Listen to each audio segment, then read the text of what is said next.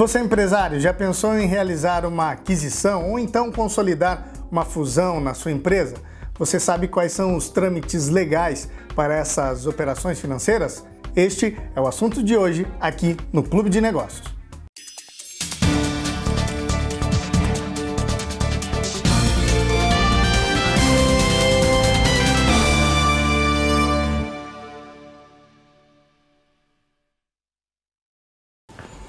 Ele é formado em Administração de Empresas pela Universidade Federal do Paraná, especialista em fusões e aquisições e é sócio da empresa Zaxo, boutique de fusões e aquisições. Pelas mãos dele já passaram mais de 4,5 bilhões de reais em operações financeiras. Nós vamos conversar hoje com o nosso associado Luiz Bessa. Muito obrigado, Luiz, por ter aceito o nosso convite. Imagina, obrigado a vocês pelo convite, é um prazer estar aqui.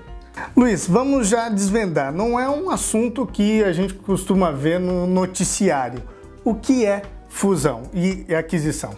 Perfeito. Bom, fusões e aquisições é o termo que se usa no mercado empresarial e financeiro para definir compra e venda de empresas, seja total ou parcial. Esse é o termo que o mercado utiliza para definir as transações envolvendo empresas, de compra e venda de empresas. Uhum.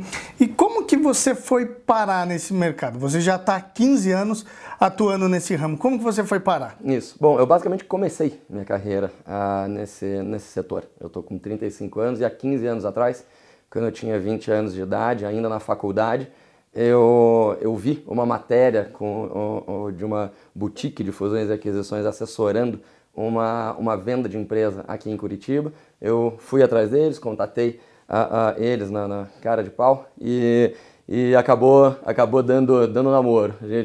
A gente acabou indo fazer negócios juntos, me convidaram para trabalhar com eles e desde então eu comecei a atuar no setor de fusões e aquisições. Já morei no Rio, já morei em São Paulo e estou de volta há 4 anos em Curitiba. A gente tem uma atuação bem focada aqui, principalmente em Paraná e Santa Catarina. E como que é este mercado, especificamente aqui em Curitiba? Bom, aqui em Curitiba, principalmente dá para dizer, acho que na última década, o mercado local aqui, por exemplo, de Paraná e Santa Catarina, onde a gente tem um foco de atuação forte, ele amadureceu muito. Né? Tradicionalmente, as boutiques de fusões e aquisições e os bancos de investimento sempre atuaram muito focados no eixo Rio-São Paulo, onde até hoje ainda tem o maior volume de negócios.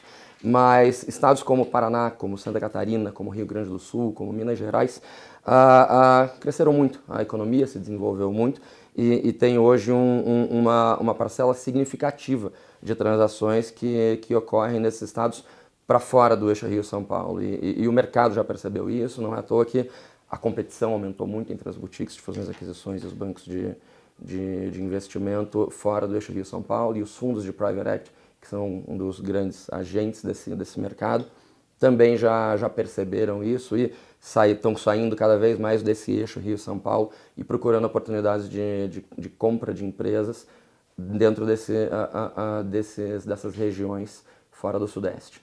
Bom, a gente falou aqui que você já trabalhou, já cuidou de mais de 4 bilhões de reais em transações.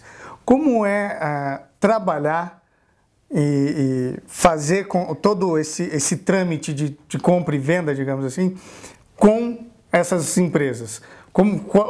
Quais são os cuidados que você, como prestador de serviço, tem na hora de falar para o teu cliente fechar ou não o negócio?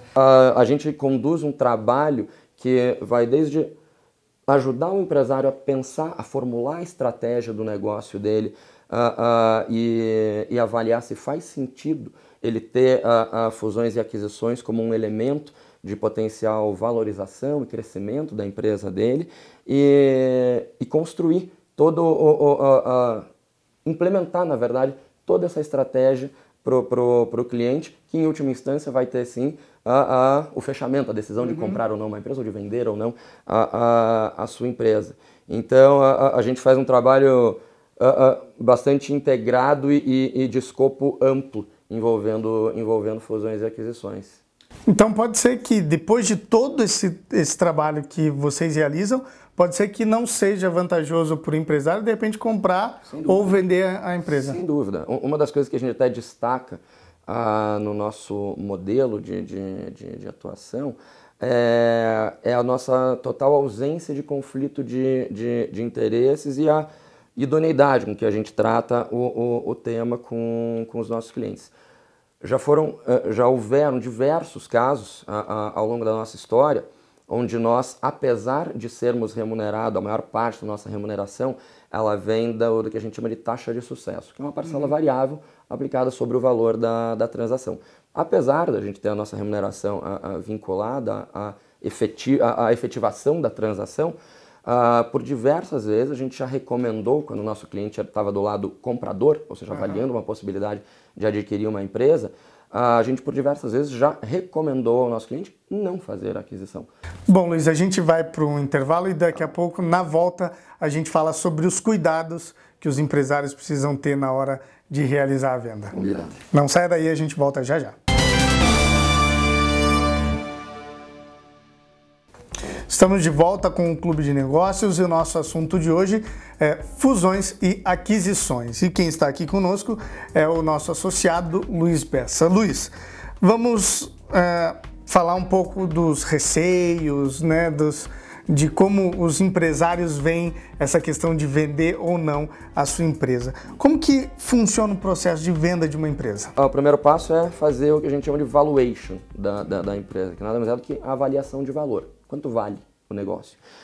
Então, existem uma série de metodologias que são aplicadas para avaliar o valor de uma empresa. Então, a gente entra com a nossa equipe dentro da empresa, junto com o acionista e os executivos que ele indicar para trabalhar junto conosco no projeto, e desenvolvemos a avaliação de valor da empresa e os materiais de marketing que vão suportar a abordagem aos potenciais compradores e a posterior negociação para a venda da empresa.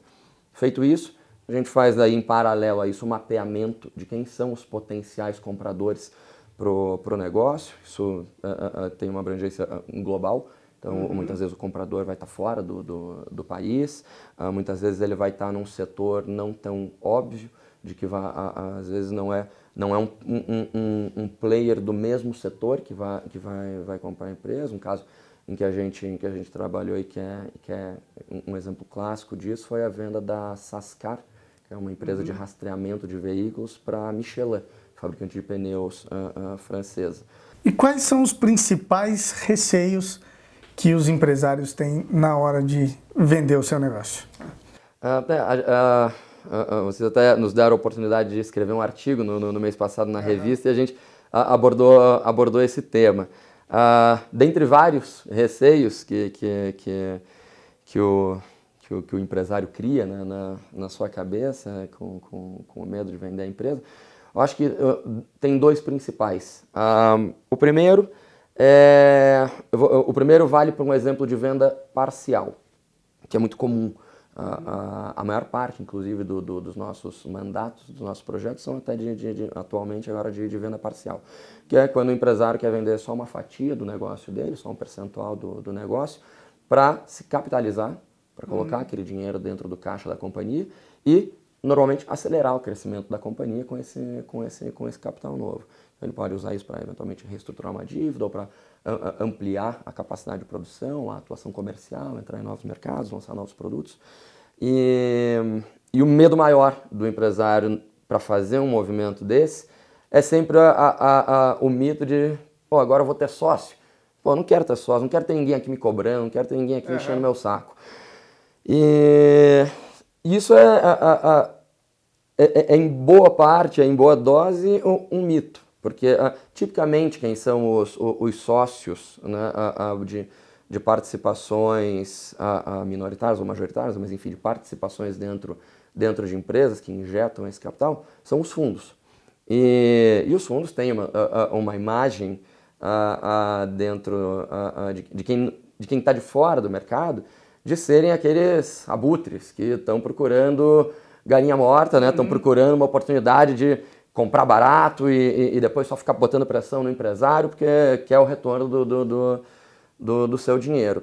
E esse mercado, ele evoluiu muito, o mercado dos fundos de private equity, que são os fundos que fazem aporte em empresas. E esses players, esses agentes, os fundos, eles já entenderam, já faz bastante tempo, de forma clara, que ele precisa colaborar com o empreendedor. Eles precisam, é um casamento, eles precisam se dar bem para construir e valorizar a empresa para que no futuro o fundo possa vender a participação dele por um valor maior do que ele comprou. Então, hoje a governança que um fundo traz para dentro de uma companhia, ela é feita de forma muito organizada e de forma a valorizar de verdade a empresa. E na maioria esmagadora dos casos, o fundo dá toda a liberdade e autonomia para o empresário continuar tocando o negócio da forma como ele tocou, porque foi justamente foi o empresário que construiu a empresa para chegar naquele patamar e ser uma empresa visada por um fundo, né? Então ele já se provou competente na gestão do negócio. O fundo está simplesmente injetando capital para permitir que ele faça mais do mesmo, do que ele já sabe fazer bem. Então é um mito pensar que o fundo vai entrar para incomodar, só vai entrar pressionando só por preço. Ele vai entrar para fazer um bom negócio e valorizar a empresa junto com o empresário. E na hora de fazer uma aquisição, nós falamos bastante de vender, quais são os pontos que precisam ser avaliados na hora que o empresário de repente quer ampliar o seu negócio?